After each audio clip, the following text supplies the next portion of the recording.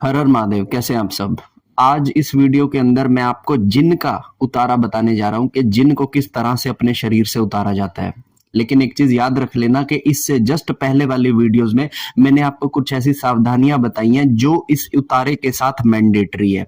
अगर आप वो सावधानियां नहीं कर रहे और अभी बताए हुए उपाय करने जा रहे हो तो आपके उपाय वर्क नहीं करेंगे। अगर आपने वो सावधानियां रखी हैं और आप उसके बाद अगर अपने उतारे कर रहे हो तो ये चीजें आपको बहुत हद तक 90.999% आपको फलित होने वाली हैं। ठीक है, तो वीडियो शुरू करने से पहले अगर आप वीडियो पर पहली बार आए हो तो चैनल को सब्सक्राइब कीजिएगा, वीडियो अच्छी लगे तो लाइक कीजिएगा और अपना जो भी क्वेश्चन हो मुझे अपना कमेंट करके या फिर इंस्टाग्राम पर डीएम कर कर आप लोग मुझसे बात कर सकते हैं। ठीक है, तो सबसे पहले एक चीज बता देता हूं कि जब जिन के तत्व आपके ऊपर आ जाते हैं तो कुछ सावधानियां मैंने बताई हैं। ठीक है, अब वो सावधानियां क्या कर रही हैं, आपके जिन के तत्व को कमजोर कर रही हैं। ठीक है, अब आपको क्या करना है कि सबसे पहले जो उतारा करना है उसके लिए द बेस्ट चीज जो उतारे के लिए है, जिन के उतारे के लिए, वो है गाय का मूत्र। ठीक है ना, आप गाय के जरिए जितनी चीजें करोगे ये जिन जैसी चीजें गाय के चीजों से दूर भागती हैं। और इसके पीछे कारण ये होता है कि गाय के शरीर में और गाय के जो मलमूत्र है, गोबर और जो मूत्र है, उसके अंदर बहुत सारी ऐसी औषधीय चीजें हैं, ऐसी डिवाइन एनर्जी को कैरी करती है ना गाय, कि वो आपको बड़े से बड़े ऐसी समस्या से बचाने की क्षमता रखती है। अब करना क्या होता है मैं आपको बता देता हूँ। पुराने टाइम के अंदर जब किसी को जिन की बाधा आती थी ना तो उसको गाय के नीचे से निकाला जाता था। उसे डेली कहा जाता था कि तू कम से कम 11 बार है ना गाय के नीचे से निकला कर। खड़ी करके, गाय जैसे खड़ी होती है तो उसके पैरों के नीचे से, उसके दोनों चारों टांगों के बीच में से निकाला जाता था। और डेली क्या किया जाता था कि गाय के नीचे से जब उसे निकालते थे ना तो जो जिन होता है वो कमजोर पड़ने लग जाता है। जब आप गाय के नीचे से निकलते हो ना तो जिन कमजोर पड़ने लगता है। तो आपको अगर जिन की बाधा हो गई है, आपने आइडेंटिफाई कर लिया कि मुझे दिक्कत आ रही है, तो आप किसी भी गाय, खड़ी गाय के नीचे से आप है ना कम से कम दिन में 10 बार ऐसा कीजिए कि फेरी लगाइए गाय की टांगों के नीचे से। ऐसा जितनी बार आप करेंगे आपके जो तत्व होंगे जिन वाले वो कमजोर पड़ने लग जाएंगे। ठीक है ना, दूसरी चीज एक आप कम कर सकते हो कि जो बॉडी के ऊपर जिनके पोजेशन है, गाय का पोजेशन है, ये जिन का पोजेशन है अगर आपकी बॉडी के ऊपर, तो जो गऊ का मूत्र होता है ना उसका आचमन करना चाहिए, उसका छींटा अपने ऊपर देना चाहिए। अब बहुत सारे लोगों का ये होता है कि भैया गौ मूत्र का अर्क इस्तेमाल कर लेते हैं। अर्क इस्तेमाल नहीं करना, प्योर जो गौ मूत्र आता है आपको उसका इस्तेमाल करना है। गौमूत्र किसी भी मुस्लिम क्रिया को या फिर किसी भी जिन जिन्नात को या फिर कोई भी क्रिश्चियनिटी से भी अगर बिलोंग कर रहा होगा, ऐसा कोई बाहरी प्रेत, कोई जिन अगर आपको लग चुका है ना तो उसको भी कमजोर करने की क्षमता रखता है गौमूत्र। लेकिन लोग आजकल इसका प्रयोग करते ही नहीं है क्योंकि उनको शायद इससे वल्गैरिटी आती है कि ये हम किसी का सुसु पोटी को इस्तेमाल करें। लेकिन आयुर्वेद के अंदर भी गौ के जो मूत्र है और जो उसका गोबर है उसके लाख बेनिफिट्स बता रखे हैं, आप गूगल करके देख लीजिएगा। तो जिन लोगों को जिन की बाधा होती है ना वो आचमन करें किसका, गौमूत्र का। आचमन करने के लिए ऐसा नहीं कि पीना ही है, थोड़ा सा हाथ जल में लेके कहीं से लेना है आपको, थोड़ा सा लेके आपको हल्का सा मुंह में लेके उसको घिटना होता है ताकि आपके अंदर तक वो सत्व चला जाए और जिस भी बॉडी पार्ट में आपके जिन का बिंदु बैठा होगा वो कमजोर पड़ने लगे और वो निकलने लगे आपकी बॉडी से। ठीक है ना, तो जैसे आप सुसुपोटी भी करेंगे ना अगर ऐसा आचमन करते टाइम, तो जिन के तत्व आपके सुसुपोटी के थ्रू भी निकलते हैं। और इसका सबसे बड़ा सिम्टम होगा कि आपके सुसुपोटी में स्मेल आने लग जाएगी जिस टाइम पे वो चीजें एक्सट्रैक्ट होंगी आपकी बॉडी से। ठीक है ना, तो गऊ का मूत्र इस तरह से भी आपको फिल्टर करेगा। ठीक है, तीसरी चीज एक काम कीजिएगा कि आप जिसको जिन की बाधा होती है ना जिसके घर में, हमेशा एक गौ मूत्र में एक रुमाल को भिगा लीजिए और उसको हमेशा अपनी पॉकेट के अंदर कैरी कीजिए। आप कहीं बाहर जा रहे हैं, आप कहीं घर में बैठे हैं, आपके घर में कोई लोग आए हुए हैं या फिर कुछ भी ऐसी अगर आप एक्टिविटी कर रहे हैं ना तो गौमूत्र के अंदर आपको रुमाल को भिगो लेना है ना और अपनी जेब पे रखना है। तो जब कभी आपको लगे कि मेरे सर पे बोझ आ रहा है तो हल्का सा रुमाल लेकर इस तरह से सर पे फेर लिया, आप देखेंगे कि आपको सर भारी होना कम हो जाएगा। ठीक है, आपके कंधों पे अगर जोर आ रहा है तो आपको कंधों पे हल्का सा रुमाल इस तरह से फेर देना है। इससे आप देखेंगे कि तो जिन का जो प्रेशर आपकी बॉडी के ऊपर आ रहा है वो कम होना शुरू हो जाएगा। ठीक है ना, एक चीज का हमेशा ख्याल रखिएगा कि जिन लोगों को जिन की बाधा होती है, इन लोगों को कभी भी मस्जिदों में या फिर जो इनके कब्रिस्तान होते हैं इनके पास से कभी नहीं गुजरना चाहिए, क्योंकि लगभग मस्जिदों के अंदर अच्छे और बुरे दोनों तरह के जिन खड़े होते हैं और कब्रिस्तान के अंदर भी अच्छे और बुरे दोनों तरह के जिन खड़े होते हैं। तो अगर आपको जिन की बाधा है और आप किसी कब्रिस्तान या मस्जिद के बाहर से जाते हैं ना, तो वहां पे आपका जो जिन है वो हो सकता है कि एक दो चीजें और अपने साथ में ले ले, और इसके सिम्टम ये आएंगे कि घर जाकर आपको और ज्यादा परेशानी आने लगेगी। ठीक है, जिन घरों के अंदर जिन की समस्या आ गई है, किसी की बॉडी पे पोजेशन आ गया या आपके घर में ही किसी ने जिन का प्रवेश करवा दिया है, तो उस व्यक्ति को अपने मुख्य द्वार के लेफ्ट राइट को डेली गौमूत्र के साथ धोना चाहिए। गौमूत्र आपको अपने घर के मेन दरवाजे पर डालना है और अपने घर की मेन चौखट को धोना है, क्योंकि कोई भी मुस्लिम क्रिया इस गौमूत्र को नहीं लांग सकती। ये चीज आप अपने दिमाग में डाल के रख लीजिएगा, ठीक है ना। तो इस चीज के अंदर गौमूत्र आपके लिए ब्रह्मास्त्र का काम करेगा, ये मैं पहले ही आपको बता रहा हूं, ठीक है ना।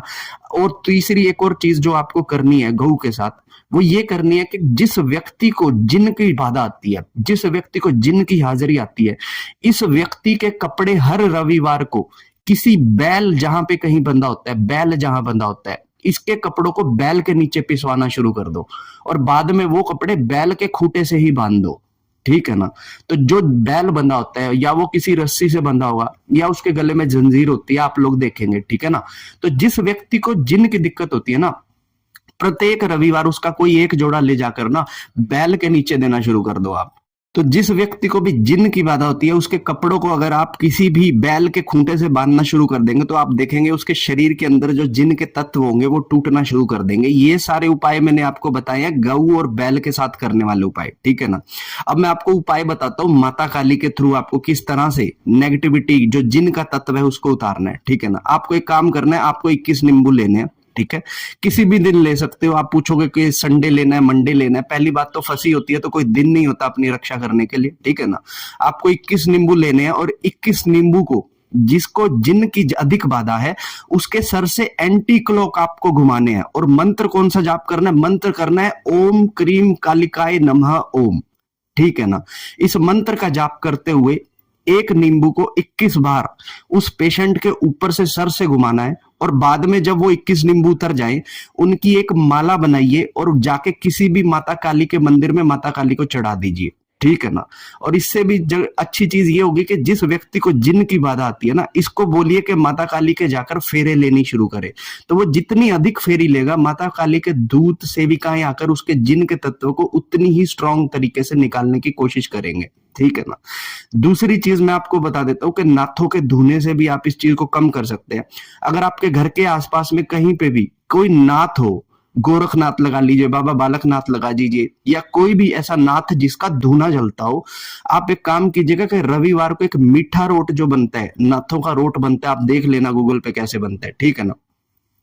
तो नाथों का एक रोट आप बना के ले जाइएगा और जिस व्यक्ति को भी जिन की बाधा होती है इसके सर से घुमाइएगा, ठीक है ना। तो जो भी नाथ है उसका ध्यान करते हुए घुमाइएगा कि प्रभु जो भी इनके ऊपर कोई भी अगर बाहरी ऐसी क्रिया हो, कोई इस्लामिक क्रिया हो या कोई जिन जिन्नात इनके सर पर आकर बैठ गया तो उसे उतार कर आप ग्रहण करें। तो मीठा रोट जब आप घुमा के रविवार को ले जाएंगे तो उस मीठे रोट को उस धूने पर चढ़ाएं, ठीक है ना। धुने से जो विभूति निकलती है उस विभूति को घर लेके आए, जो पेशेंट है उसको खिलाएं और रात के समय पर जब दबाव अधिक पड़ते हैं ना तो उसे बोलिए कि वो धुनी अपने शरीर पर लगाकर आराम करे, तो उसको देखेगा कि दबाव पड़ने का असर भी कम रहेगा। आप खाना खा रहे हैं, पानी पी रहे हैं, तो एक चुटकी हल्की सी विभूति उसमें डालकर ही खाना पीना खाएं ताकि जिन के तत्व आपकी बॉडी के अंदर कमजोर होने शुरू हो जाएं। और अगर पॉसिबल हो सके तो आप मार्केट से जो नाथों का चिमटा आता है, एक अलग चिमटा होता है नाथों का, और नाथों का त्रिशूल होता है लोहे का जो उस धूने पे भी गड़ा होता है, हो सके तो कभी भी जाकर आप ये त्रिशूल और एक चिमटा नाथों का आप वहां पे स्थान पर दान करें। ऐसा करने से क्या होगा कि जो नाथों की जो कृपा होगी ना वो जिन के तत्व को निकालने में बहुत सॉलिड मानी जाती है, ठीक है ना।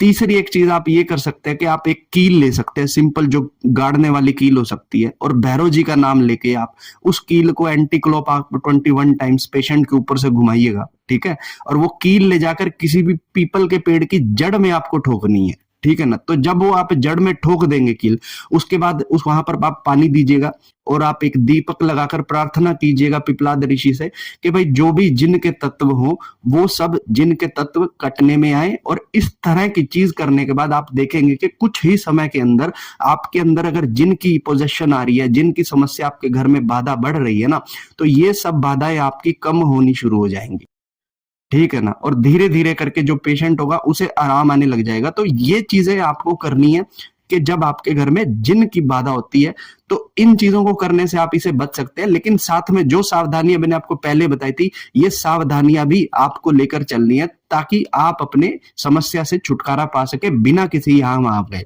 ठीक है ना। मैंने मैक्सिमम इन केसेस में देखा है कि जिन लोगों को जिन की बाधा हो जाती है, ये जितना अधिक दरबारों में जाते हैं, जितना अधिक बाबा भक्तों के पास जाते हैं, झाड़े लगवाते हैं और चीजें करवाते हैं, ये चीजें इनके अंदर उखड़ने की बजाय पकनी शुरू हो जाती हैं। और जितनी अधिक आप चक्कर लगाएंगे, जितना अधिक आप ऐसी जगहों पर जाएंगे, आपका जिन आपकी बॉडी के ऊपर पोजेशन को और अधिक बढ़ाता जाएगा और अब उसे निकालना कठिन हो जाता है। तो जब कभी जिन आपकी बॉडी के ऊपर 2.5-3 साल से अधिक समय तक आ जाए तो उसके तत्वों को निकालना थोड़ा सा कठिन हो जाता है। तो ये प्रोसेस जो मैंने आपको बताई है, ये निरंतर करते रहिएगा ताकि 4-6 महीने के अंदर ये जो चीजें हैं ये जड़ से ही खत्म हो जाए और आपको किसी की भी सहायता ना लेनी पड़े, ठीक है ना।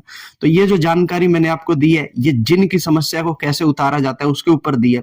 अगली वीडियोस के अंदर मैं आपसे बात करूंगा कि जब किसी के पीछे घायल, ठीक है ना, या फिर कोई ऐसी डाकनी शाकनी पड़ जाए तो इन चीजों के लक्षण क्या आएंगे और इनको किस तरीके से उतारना है, इसके बारे में, ठीक है ना।